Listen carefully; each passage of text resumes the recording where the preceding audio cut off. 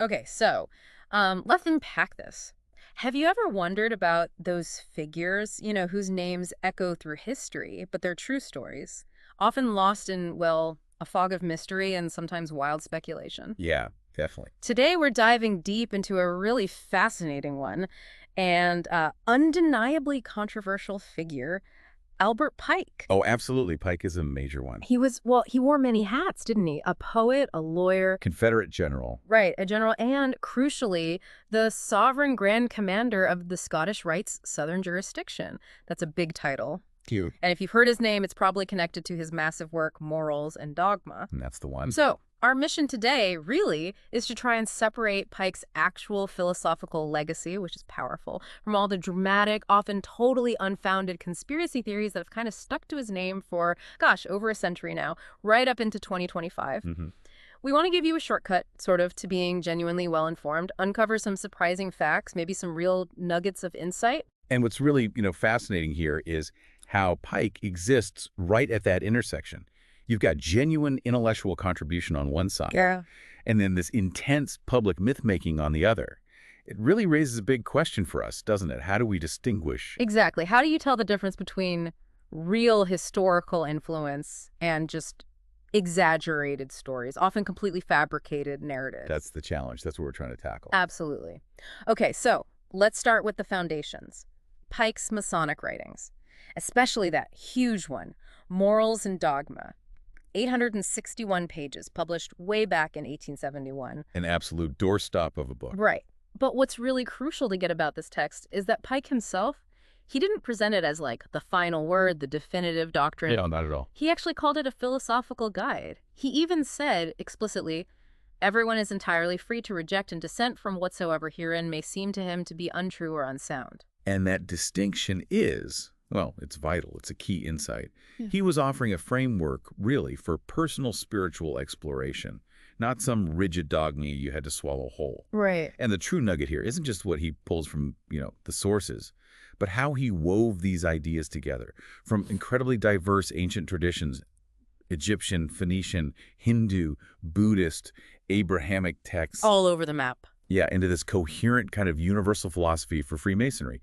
It really, you could argue, elevated it from what some might have just seen as a social club to a pretty serious intellectual pursuit for its time. That's a great point. He was a master synthesizer, wasn't he? He really was. And within that huge body of work, Pike really dug into some core philosophical themes. These really define his vision for Freemasonry. First up, he saw it fundamentally as a moral and spiritual thing. Right. His famous definition, a system of morality veiled in allegory and illustrated by symbols, promoting, the big universal ethics, charity, toleration, brotherhood. Yeah, those were central. And he genuinely believed it was suitable for, as he put it, every clime, to the man of every creed. Very universalist in that sense. Indeed. He talked about this idea of a holy empire, but it wasn't a physical empire. It was about spiritual conquest over your own sort of human passions. An internal struggle. Exactly. And that phrase, laborare est orare, to work is to pray. The work being self-improvement. And what's so important, as you said, is that Freemasonry, in Pike's view, it didn't push specific dogmas. It allowed for religious freedom. Members could interpret the symbols through their own spiritual lens. Making it accessible. Very much so. Broadly accessible. He also really went deep on esoteric symbolism and comparative religion. Oh, definitely. That's a huge part of his work. He connected Masonic rituals and symbols, the famous ones, the compass, the square, the trowel. He linked them to these broader esoteric traditions, the whole quest for self-knowledge. He laid this out earlier, too, in The Meaning of Masonry from 1858. Yeah, and what's really fascinating there is how much he drew from people like Eliphas Levi. The French occultist. That's the one. A really pivotal figure in 19th century Western esotericism. Levy's writings massively influenced modern magical and mystical traditions, and Pike was right there, absorbing it. Interesting. Pike also looked at these great mysteries across different cultures. Things like the Orphic Egg, the Kabbalah. The Jewish mystical tradition. Exactly, which he actually called the key of the occult sciences. He saw it as this kind of universal blueprint for understanding the divine, human nature, everything. Wow. He was really into that idea, the Prisca Theologia, the notion that all religions share some ancient common root. Okay. Though it's only fair to mention, he did get some criticism. People pointed out he borrowed, sometimes heavily, without always giving credit. From Levy, Reverend Orville Dewey, Charles Francois Dupuy. Right, the attribution issue. A bit of an intellectual magpie, maybe? Perhaps, Huh. but one with a very grand vision. Definitely. And finally, Pike had this really clear vision for Masonry's role out in the wider world in society. Yes, he saw it as a positive force. A force for good, combating, in his words, ignorance, intolerance, fanaticism, superstition, uncharitableness, and error. Quite a list. It is. He genuinely believed Masonry benefited society on multiple levels. Physically, through charity work. Yeah. Morally, by upholding ethical standards. And intellectually, by teaching these philosophical truths. So, improving the individual to improve society. That was the idea. In the meaning of Masonry, he even talks about Masonry building a new Jerusalem, but metaphorically. Not a literal city? No. A metaphorical temple of love and peace.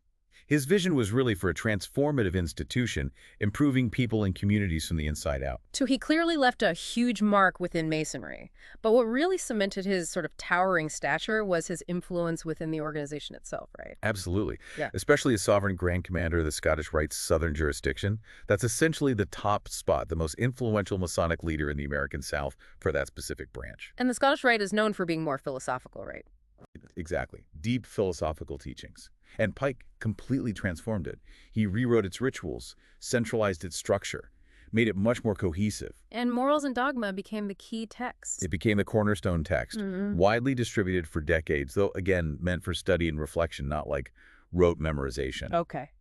And his focus on esoteric symbolism.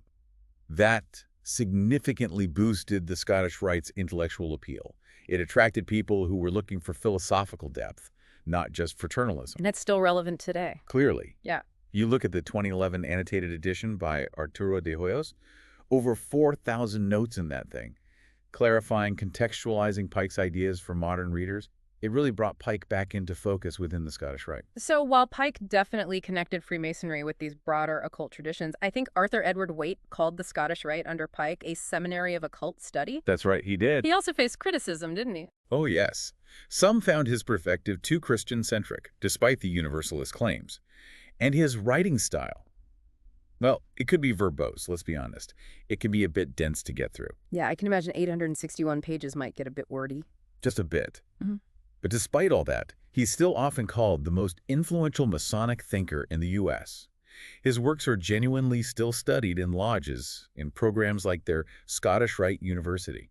So his intellectual impact continues. Okay, now, for all that intellectual contribution, there's the other side. Pike's shadow side, maybe? Particularly his controversial wartime actions. This seems to be where things get really fertile for conspiracy theories. That's often the case, isn't it? The controversial parts. How did this intellectual giant, seemingly committed to universal ethics, get tangled up in the Civil War controversies?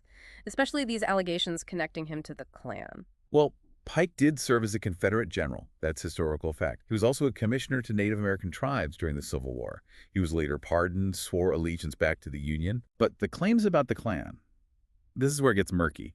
Figures like Walter L. Fleming, Susan Lawrence Davis, they asserted Pike was the Klan's chief judicial officer, or even a Grand Dragon. Right, those are the specific claims you sometimes hear. But what's really crucial to understand here is that these claims lack corroboration from primary sources. There's no solid contemporary evidence. These accusations often come from later interpretations, secondary accounts, sometimes with their own agendas. Not direct proof from the time. Exactly. And what makes it even more complex is an 1868 editorial Pike wrote in the Memphis Daily Appeal. In it, he actually criticized the Klan's methods. Now, that doesn't necessarily mean he opposed their underlying aims at that point, but it complicates the picture. It shows he wasn't just blindly endorsing everything they did. So definitely not as straightforward as the accusations make it sound. Not at all. And this seems like a perfect example of how Pike's real historical complexity, like his evolving views on race, gets twisted, oversimplified, maybe weaponized by people pushing conspiracy narratives. Precisely. Because his views on race did seem to evolve. Earlier in his life, he definitely expressed resistance to integrating Black Masons. There's that infamous quote about leaving Masonry if forced to accept Negroes as brothers. Yeah, that's pretty stark. It is. But then there's also clear evidence pointing to a later shift. A 1945 letter from Willard W. Allen, a prominent Black Mason himself, notes that Pike became a staunch friend of Prince Hall Masonry.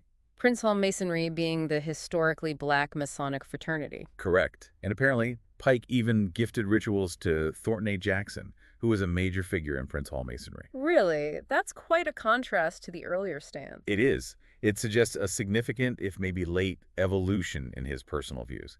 It adds another layer of complexity that the simple narratives often ignore. Okay, so this raises the question then. How do these historical complexities, the real Pike versus the myth, get so tangled up in the present day? Let's talk about the alleged influence on modern events, the really out there conspiracy theories. Right, the infamous Mazzini letter. Ah, yes. The supposed 1871 letter to Giuseppe Mazzini, the Italian revolutionary, the one that supposedly predicted 3 world wars, including a third one involving Islamic and Western conflicts. That's the one. Now, this letter, despite some claims it was briefly displayed at the British Museum before vanishing, which is dubious in itself, is widely debunked by historians as a complete fabrication. It was created by Leo Taxil. Leo Taxil, the anti-Masonic propagandist. Very same. He ran a huge hoax in the late 19th century, claiming Freemasons, especially Pike, were devil worshippers. He fabricated stories about Pike leading black masses, all sorts of lurid stuff in his complete revelations of French Masonry. It was pure fiction, a deliberate smear campaign. Wow, so a known hoaxer is the source. The primary source, yes. And yet, these theories just won't die, will they? You still see them popping up, like posts on platforms like X, even now in 2025, claiming Pike got plans for 3 world wars from Lucifer through occult rituals. It's incredibly persistent. But let's be crystal clear here. Pike's references to Lucifer, they were philosophical. Yeah. They were symbolic of enlightenment, the light bringer. Not Satan. Not satanic in the way these theories imply. Yeah. He borrowed that symbolism directly from Eliphas Levi, actually. Masonic scholars, people like Chris Hodap, they've consistently dismissed these interpretations as deliberate distortions of Pike's actual philosophy. So taking a symbolic reference completely out of context. Exactly. Twisting it to fit the pre-existing narrative. Okay, so if we connect this to the bigger picture then, Pike's actual real influence on modern global events is negligible, basically zero. His writings, morals and dogma included, they focus on personal growth, moral development, philosophy, not political machinations, not global conspiracies. Right. You look at the Scottish Rite today. What's their emphasis? Charity, education, personal development. Initiatives like their Be a Freemason campaign.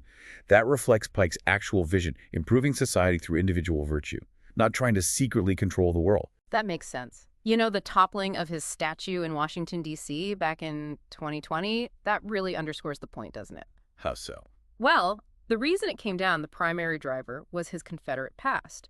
It was part of that whole reevaluation of Civil War figures.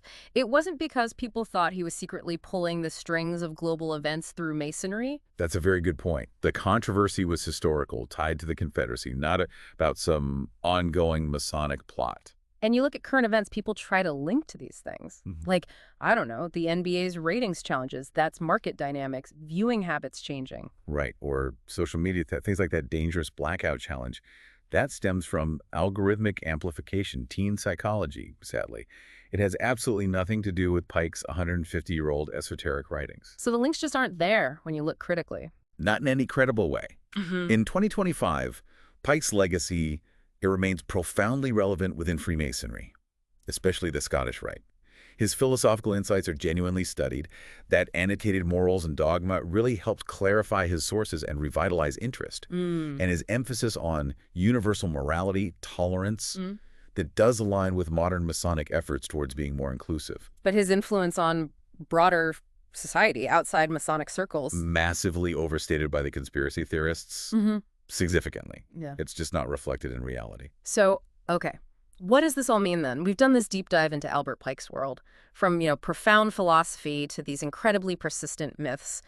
It really is a powerful reminder, isn't it? How easily complex historical figures can get distorted. Absolutely. Twisted and sometimes weaponized for narratives that are miles away from their actual lives and work. And if we try to connect this to the bigger picture, it really becomes clear that understanding someone like Pike, it requires a conscious effort.